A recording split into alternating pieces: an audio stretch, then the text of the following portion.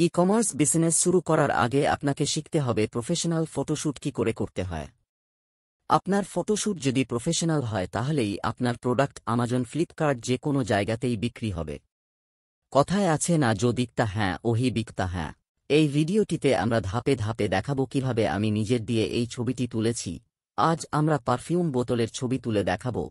আপনাকে দেখাবো কিভাবে এটি সেট আপ করবেন, কিভাবে আপনার ছবি তুলবেন এবং কিভাবে শুধুমাত্র আপনার স্মার্টফোন ব্যবহার করে ছবিটি সম্পাদনা করবেন।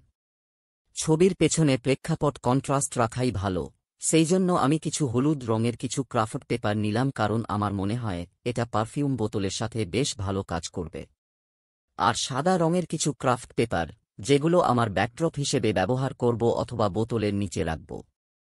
যদি আপনি কোনো নির্দিষ্ট ধরনের ছবি তুলতে না চান, তাহলে কড়া রোদ লাগবে না। নিশ্চিত করুন যে সবকিছু পরিষ্কার আছে, আপনার লেন্স পরিষ্কার, আপনার জিনিসপত্র পরিষ্কার, সবকিছুই পরিষ্কার। ছবি তোলার আগে আপনি যা করেছেন সবকিছুই সহজ হবে এবং ফটোশপ করে বের করার দরকার নেই। সর্বদা নিশ্চিত করুন যে আপনার লেন্স এবং প্রোডাক্ট পরিষ্কার এবং ধুলোমুক্ত। তাই কোনো দৃশ্য সেট আপ করার আগে নিশ্চিত করুন যে সবকিছু পরিষ্কার। তাই এখন আমরা একটি দৃশ্য তৈরি করেছি এবং প্রাকৃতিক আলোতে বাড়িতে পণ্যের শুটিং করার সময় সর্বদা নিশ্চিত করুন যে আপনার কাছে কোনো ধরনের নরম সুন্দর আলো আছে। আপনারা ফটো তোলার জন্য বাড়িতে প্রাকৃতিক আলো ব্যবহার করুন, চেষ্টা করুন ঘরের জানলার পাশে ছবি তুলতে। ধরা যাক বাইরে আবহাওয়া সুন্দর এবং রৌদ্রোজ্জ্বল থাকে এবং আপনার বাড়ির ফ্ল্যাটে বা জানালা দিয়ে কড়া রোদ প্রবেশ করে, জানলাতে সাদা হালকা পর্দা দিয়ে যেখানে কড়া রোদ প্রবেশ বন্ধ করুন। ওহো, এটা আরেকটা ছোট্ট টিপস হল, আমি বাম দিকে একটা ক্রাফট পেপার ভাঁজ করে বোতলের ঠিক পিছনে রেখেছি। মূলত আমি এর মাধ্যমে যা অর্জন করতে চাই তা হল কিছু আলো বোতলে ফিরে আসে, যাতে আমার বোতলের পটভূমিতে কিছুটা আলো আসে। তাহলে শুরু করার আগে চলুন ক্যামেরা অ্যাপ সেটিংসে দ্রুত ঢুকে যাই এবং গ্রিড চালু করি। এটি মূলত ক্যামেরা অ্যাপের মধ্যে আমাদের ৩ এর নিয়ম মেনে চলতে সাহায্য করবে।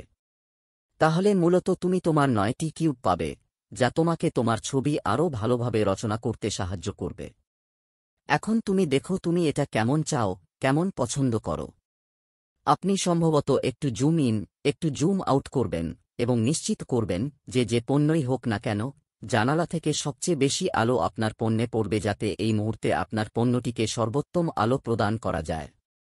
এর মানে হল যদি আলো পরিবর্তন হয়, তবুও বোতলের জন্য আপনার আলো ঠিক থাকবে এবং কিছুই পরিবর্তন হবে না।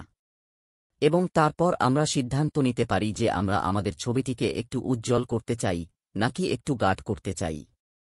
আমাদের ক্ষেত্রে আমি বলব যে আমরা এটিকে কিছুটা গাঢ় করব, কারণ আমরা আমাদের হাইলাইটগুলিকে আমাদের ছায়ায় রাখতে চাই।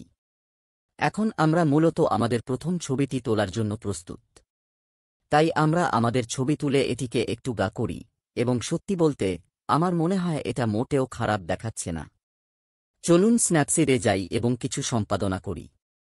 তাহলে আমরা এখন মূলত স্ন্যাপসিডে আছি। স্ন্যাপসিড হল এমন একটি অ্যাপ যা আপনি আপনার প্লে স্টোর থেকে বিনামূল্যে ডাউনলোড করতে পারেন। অবশ্যই আরও অনেক অ্যাপ এডিটিং অ্যাপ ডাউনলোড করা যায়, তবে কিছু অ্যাপের জন্য আপনাকে টাকা দিতে হতে পারে। তাই স্ন্যাপসিড হল একটি খুব ভালো বিনামূল্যের বিকল্প যা দিয়ে শুরু করা যায় এবং আপনার ছবিকে আরও আকর্ষণীয় করে তুলতে সাহায্য করে। তাই মূলত আপনি চাইলে আগে থেকেই একটি প্রিসেটের মতো যোগ করতে পারেন, কিন্তু আমরা আজ আমাদের সমস্ত সেটিংস ম্যানুয়ালি করব। তাই মূলত আমরা টিউন ইমেজ দিয়ে শুরু করি এবং তারপর আমরা আমাদের ইমেজকে আরও উজ্জ্বল করি। আমার মনে হয় ছবিটিকে আরও পপ কালার দেওয়ার জন্য আমরা একটু উপরে উঠতে পারি। এই কারণেই আমাদের এর জন্য হলুদ কারুশিল্পের কাগজ ব্যবহার করতে হবে। আমার মনে হয় অ্যাম্বিয়েন্ট লাইটগুলো একটু বাড়ানো যেতে পারে। হাইলাইটস আমরা একটু নিচে ঠেলে দেই, সামান্য একটু, খুব বেশি নয়, শুধুমাত্র আমাদের হাইলাইটসগুলিকে মূলত সংরক্ষণ করার জন্য। আর তারপর ছায়া, আমার মনে হয় আমরাও একটু নিচে নামব।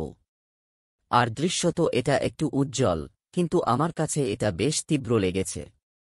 এই মুহূর্তে আমি চাই ছবিটি কেবল রঙের দিক থেকে ফুটে উঠুক এবং এটি একটি কাচের বোতল, তাই আমি ছবিটি একটু ফুটে উঠতে চাই।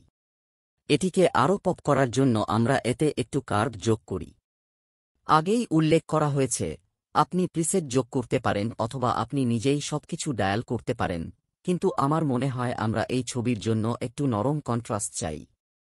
চলো এটা তাড়াতাড়ি করি। আর যদি আপনি ছবিটি ট্যাপ করে ধরে রাখেন, তাহলে আপনি এর আগে এবং পরে ছবিও দেখতে পাবেন। তারপর আমি যা করতে পছন্দ করি তা হল ব্রাশ প্লাস নিউ 0.7 দিয়ে আমার এক্সপোজারে যাওয়া এবং সম্ভবত নিচের কাগজটি কিছুটা উজ্জ্বল করার জন্য কিছুটা এক্সপোজার ব্রাশ করা। আর তারপর সত্যি বলতে এটা আমার কাছে ঠিক মনে হচ্ছে। কিন্তু এটা আক্ষরিক অর্থেই তোমার ব্যক্তিগত পছন্দ, বন্ধুরা। যদি আপনি এটি খুব বেশি করে ফেলেন, তাহলে আপনি এটি আবার পূর্বাবস্থায় ফেরাতে পারেন এবং সম্ভবত এটি আবারও করতে পারেন। কিন্তু আমার মনে হয় সাদা রঙের গ্রাফ পেপারটি একটু উজ্জ্বল করার জন্য একটু এক্সপোজারের প্রয়োজন। আর তারপর আমি বলবো যে এই তো, এটাই আমাদের চূড়ান্ত ছবি প্রস্তুত। এবার ব্যাকগ্রাউন্ড রিমুভের বা remove.bg ব্যবহার করে ব্যাকগ্রাউন্ড রিমুভ করুন, যেভাবে দেখানো হলো। এছাড়া ক্যানভার মাধ্যমেও করা যায়, সেটাও দেখানো হলো।